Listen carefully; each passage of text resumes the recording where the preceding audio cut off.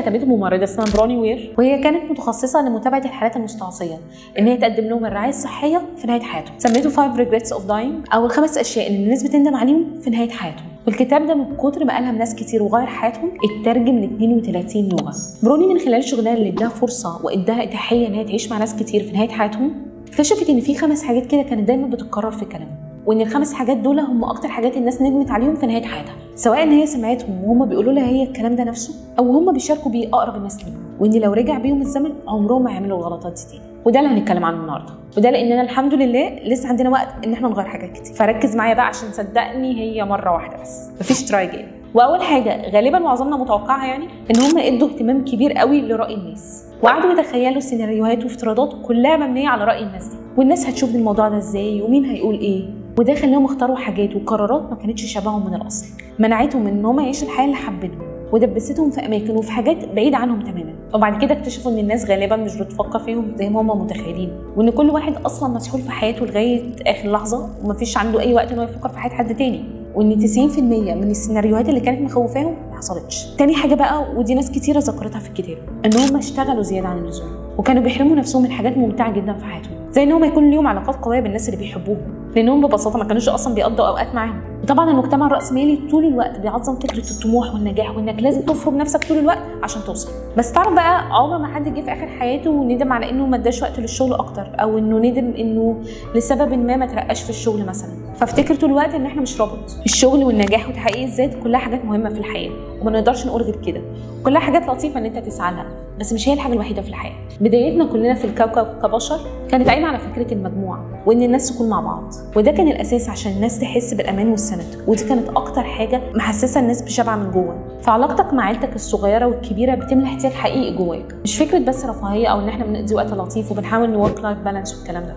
لان العلاقات دي بقى هي اكتر حاجه بتعيش معاك اكتر من التارجت اللي بتموت نفسك طول السنه عشان تحققه وبرضه ما بتحققوش. ثالث حاجه بقى، ان ناس كتير قوي كان جواها مشاعر كبيره جدا لناس كانوا بيحبوهم جدا، بس حرموا نفسهم ان هم يقولوا لهم قد ايه هم بيحبوهم، وحرموا الناس دي من ان هي تسمع قد ايه هي محبوبه. احنا شويه في مجتمعاتنا ما تعودناش ان احنا نعبر عن مشاعرنا، وبنحس ان احنا مش مرتاحين قوي ومكسوفين ان احنا نقول لحد ان احنا بنحبه، حتى في اقرب الدوائر جوه البيت الواحد، تحت شعار ما هي اكيد عارفه امال انا مموت نفسي في الشغل ليه، امال انا بعمل كل ده لمين.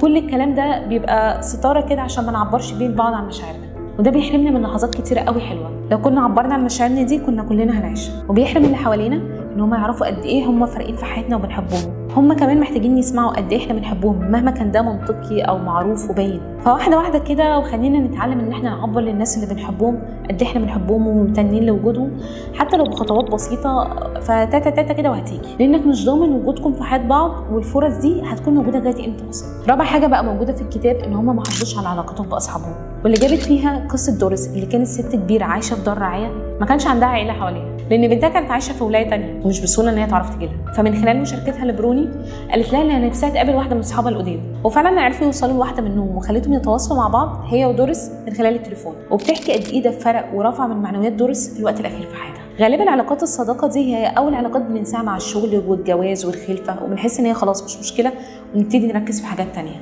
بنكتشف بعد كده ان قد ايه هي مهمه جدا وليها شكل وطعم مختلف، ويا ريتنا كنا حافظنا عليها. وخامس حاجه بقى، ان هم ما سمحوش لنفسهم ان هم يعيشوا بسعاده. هنا بروني بتحكي لنا عن قصه ماريا، ودي واحده من اللي كانت موجودين بتعالجهم او بتساعدهم في حياتهم المرضيه، وبتقول ان هي ما كانتش حاسه بالسعاده معظم حياتها، لدرجه ان لما صحتها اتدهورت وراحت دار الرعايه اللي كان فيها بروني كانوا اهلها بيجوا يزوروها، فكانوا بيدوها صور الحاجات القديمه اللي كانت عايشاها، فكانت بتتفرج على نفسها وكانها بتتفرج على حد تاني، وده خلاها تاخد قرار في اخر وقت في حياتها انها تعيش كل لحظه هي فاضله لها في حياتها وهي مدركه ليها تماما، وتحاول تستمتع بالوقت البسيط جدا اللي فاضل لها.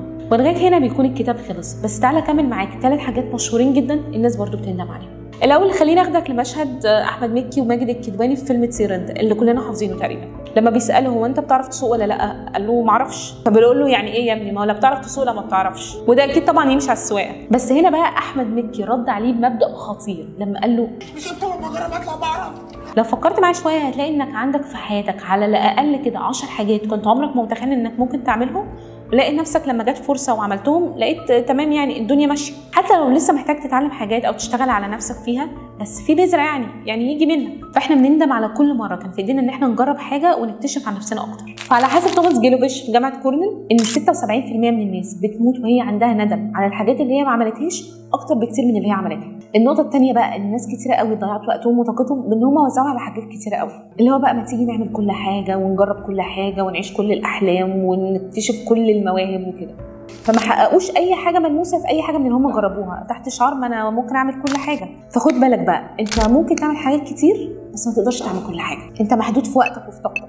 غير كده ان بيحصل معطلات بتوقفك في اوقات كتيره في حياتك. فركز في 4-5 اهداف حلوين وما تجريش في كل طريق يظهر قدامك لمجرد ان هو شكله حلو وخلاص. والنقطه الاخيره وممكن تكون ناس كتيره بتقع فيها، ان هم خدوا الربط بطريقه شخصيه جدا كسرتهم من جوه ومنعتهم ان هم يشوفوا كل الفرص اللي موجوده حواليهم، لدرجه ان في كتير قوي مننا من خلال تجربه رفض واحده بيقرروا ان هم ما يحاولوش الموضوع ده تاني. خلينا عارفين ان الناس عندها اعتبارات كتير قوي من خلالها بتقرر اذا كانت هتقبلك ولا هترفضك، سواء بقى مجتمع، ارتباط، صداقه، ايا كان، زي توقعهم لشكل شريك حياتهم في خيالهم، استعدادهم النفسي ان هم يكونوا علاقات او صداقات اكتر، ظروفهم ووقتهم وطاقتهم النفسيه، وحاجات كتيره تانية ملهاش اي علاقه بيك كشخص. فمهما كان الموضوع غلس ودمه تقيل واكيد بيوجع في الاول، خد لك يومين كده زعلان بس قوم ونفض هدومك وكمل في الحياه عادي، ما حصلش حاجه. وفي الناحيه الثانيه هتلاقي ناس كتير حباك وعايزاك في حياتك. كمان في كتاب تاني لبروني واير اسمه Your Year of Change او سنتك للتغيير، بتقدم فيه نصايح مختلفه غالبا متقسمه على كل السنه ازاي تتجنب الندم في حياتك. خليني اقول لك ان اول حاجه ان احنا ما نتعلقش قوي بالحاجات، سواء بقى الحاجات دي ممتلكات او مركز او حاجه وصلنا لها، لان هيجي اليوم وهتسيب الحاجات دي لناس تانية تستفاد منها. استمتع بوجود الناس اللي ربنا بعتهم لك لحياتك، بالفلوس وبالممتلكات وبالنجاح وبكل حاجه، لكن مش لازم نحط مشاعرنا فيها قوي. فلو اي حاجه حصلت والحاجات دي ما بقتش موجوده نتعب قوي. ممكن نحبها ونبقى مبسوطين بيها بس ما ننغمسش قوي.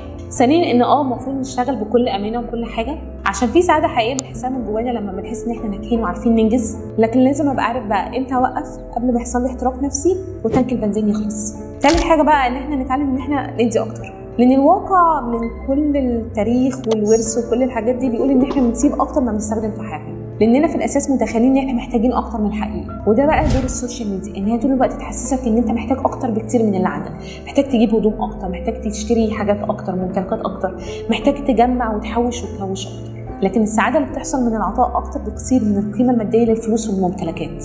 ورابعا بقى واخر حاجه اننا نصنع السلام قدر الامكان.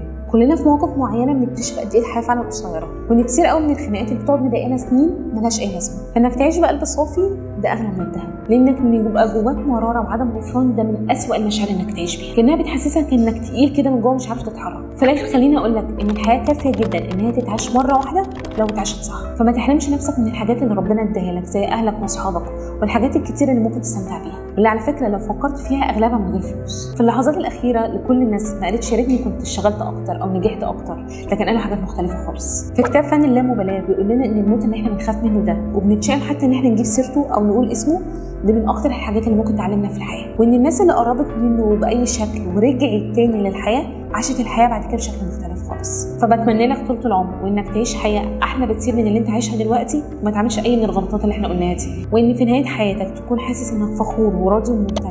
انا مريم عزت ودائما في البساطه. ما تنسوش اللايك والسبسكرايب.